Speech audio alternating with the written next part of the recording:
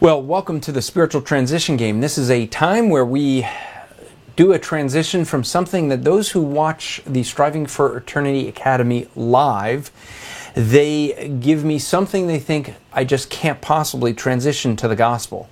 And I usually take whatever it is they give me and do my best. Hopefully I do a pretty good job most times. I don't know. We'll have to see how I do with this one because I'm told the person who's going to give it to me doesn't know. So I am being asked to transition from rice with cilantro and lime. What is that? Some kind of rice. Okay. I'm not even going to try to pronounce it. But cilantro, would that be? You don't know. Okay. Cilantro rice. Can I transition from cilantro rice to the gospel? Well, I've never actually, that I know of, had cilantro rice. Maybe it's good. I'm assuming someone out there probably likes it. It has, from what I'm told, lime, which is kind of a bitter thing, and cilantro. Isn't cilantro bitter? Is cilantro a bitter thing? So cilantro is spicy, I think. It's like, isn't that like a paisley? It's like a paisley, right? So, but here's how I would go. If the reality is, even though I may have never had this kind of rice, I'm not really a big rice fan. I like pasta, just saying.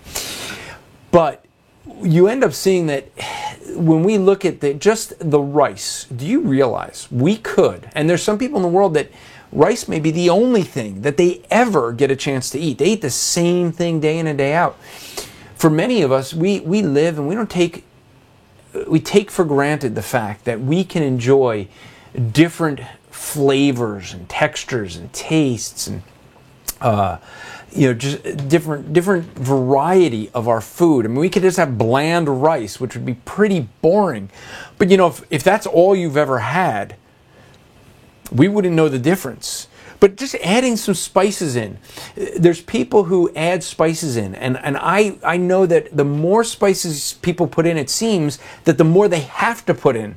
I remember a friend of mine that used to love jalapeno peppers to a point where he used to carry them in his shirt pocket so he could just chew on them because he kind of killed his taste buds and just had to keep trying to get a hotter and hotter and hotter type of thing.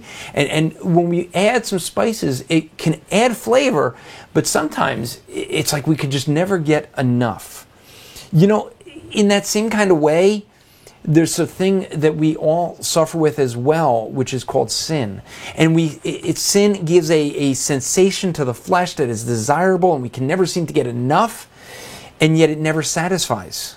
And the reality is, even though we can look at things like the fact that God Almighty came to earth and died for us, we take that for granted. We turn away from the things we can look at for giving us a something that has flavor, and we can look at it and say, it's not enough, it's not enough. And instead of going to the gospel, many people turn from the gospel of Jesus Christ, what God himself did on that cross as a payment of sin for us, they turn to trying to desire more in sin.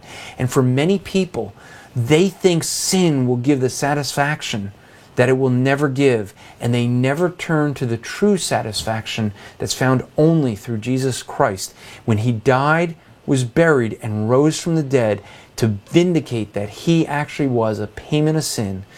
My challenge to you would be to turn from trusting yourself or your good works. Turn and trust Jesus Christ and be forgiven today. That's how I would transition from rice with cilantro and lime to the gospel. How would you go about it?